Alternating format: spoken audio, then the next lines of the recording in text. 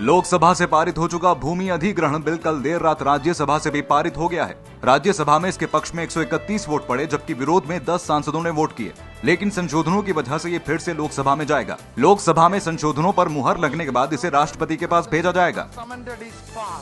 राज्यसभा में भूमि अधिग्रहण bill pass तो हो गया है, लेकिन 4 संशोधनों के साथ। केंद्रीय ग्रामीण विकास मंत्री ने कहा कि संशोधनों को पेश करते हुए मध्य प्रदेश के मुख्यमंत्री शिवराज सिंह चौहान का नाम लेते हुए कहा कि जो संशोधन किए गए हैं उसमें शिवराज सिंह चौहान के भी सुझाव हैं।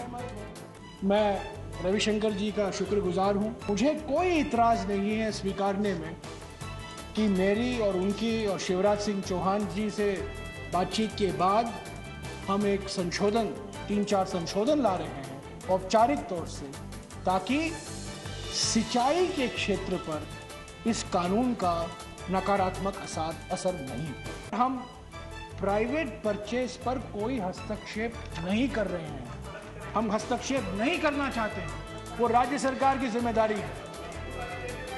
सारी गलती सुधारने की जिम्मेदारी केंद्र सरकार नहीं ले सकती। केंद्र सरकार ने भूमि अधिग्रहण बिल में किसानों के हितों का ख्याल रखने का दावा किया है। जमीन का अधिग्रहण किसानों की सहमति से ही होगा। अगर कोई प्रोजेक्ट पब्लिक प्राइवेट पार्टनरशिप वाला है तो ऐसे मामले में 70% किसानों की रजामंदी होनी जरूरी है। अगर प्रोजेक्ट प्राइवेट हो तो 80% किसानों की सहमति जरूरी है।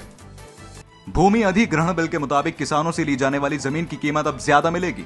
ग्रामीण इलाकों में बाजार भाव का 4 गुना मुआवजा मिलेगा। शहरी इलाकों में बाजार भाव का 2 गुना मुआवजा मिलेगा। 5 साल से जमीन पर कब्जा है तो मुआवजा एक मुश्त मिलेगा। बिल में विस्थापित परिवार को रोजगार चुनने का विकल्प दिया गया है। विस्थापित परिवार को दूसरी जगह पर बसाने का भी इंतजाम इस बिल में है।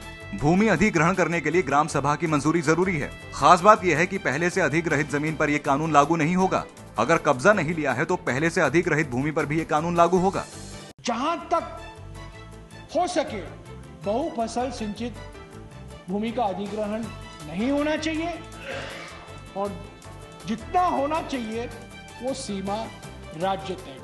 90% हमारे देश के अंदर लैंड एक्विजिशन जो होता है वो होता है इन 13 कानूनों के तहत, और ये 90% की लैंड एक्विजिशन आज इस नए कानून से बाहर है।